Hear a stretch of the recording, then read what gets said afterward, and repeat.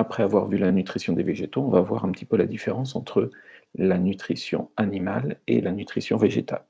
Les animaux ne sont pas capables d'utiliser l'énergie de la lumière du soleil pour fabriquer leur propre matière, donc ils vont être obligés de se nourrir d'autres êtres vivants.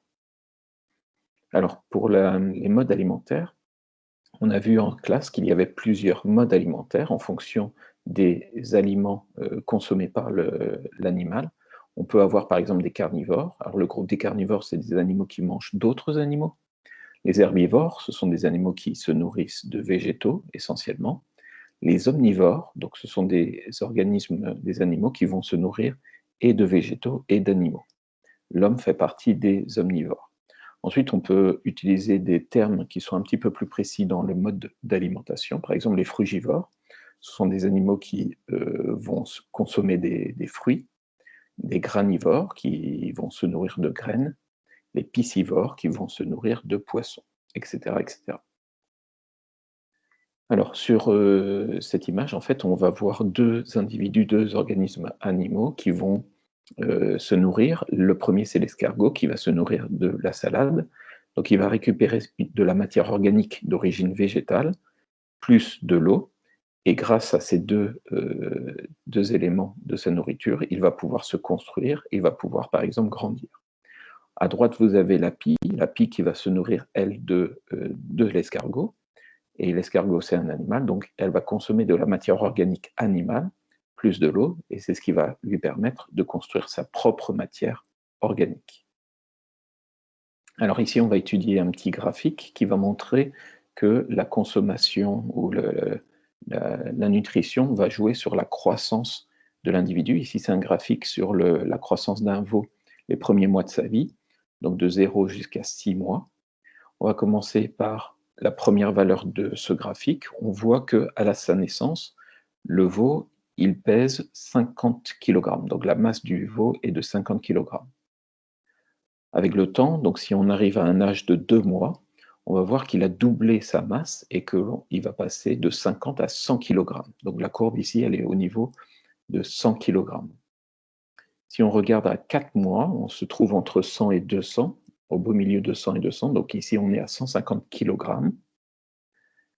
Ici, pour 200 kg, si on regarde l'âge du veau, on va être à 5 mois. On continue, à 6 mois, il va être à 250 kg. Et à la fin, ici, au bout du 6e mois, vous allez avoir, au bout du 8e mois, vous avez une masse qui est supérieure à 300 kg, qui se trouve entre 300 et 325 kg, donc environ 310, 315 kg. Donc ici, la masse du veau augmente parce qu'il fabrique de la matière grâce à la nourriture qu'il consomme entre 0 et 8 mois. Si on continue avec un autre graphique, ici c'est sur l'évolution de l'escargot, on va faire deux groupes d'escargots. Un groupe, le lot numéro 1, qui est nourri normalement, et un lot numéro 2 qui va recevoir une nourriture enrichie, une alimentation enrichie. Et on va essayer de voir si ça joue sur la croissance, sur la fabrication de la matière organique des escargots.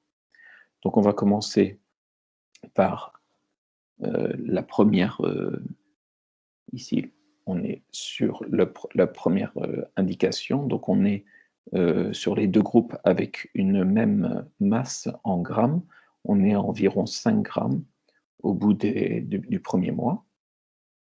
Si on regarde un petit peu dans le temps et que l'on passe au 5e mois, on va voir qu'il y a une nette différence. Le lot numéro 1 qui est nourri avec de la nourriture non enrichie, on est à 10 grammes environ au niveau de la masse de l'escargot, alors que celui qui a reçu le lot qui a reçu une alimentation enrichie, il passe à 30 grammes.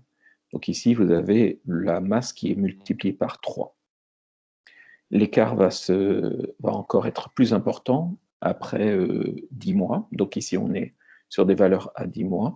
Le premier lot arrive à peine à 30 grammes, alors que le deuxième lot est à plus de 90 grammes. On est à environ 92-93 grammes pour l'escargot. Donc ici, on montre que l'alimentation a vraiment beaucoup d'importance sur la croissance de l'animal et donc sur la fabrication de sa propre matière organique.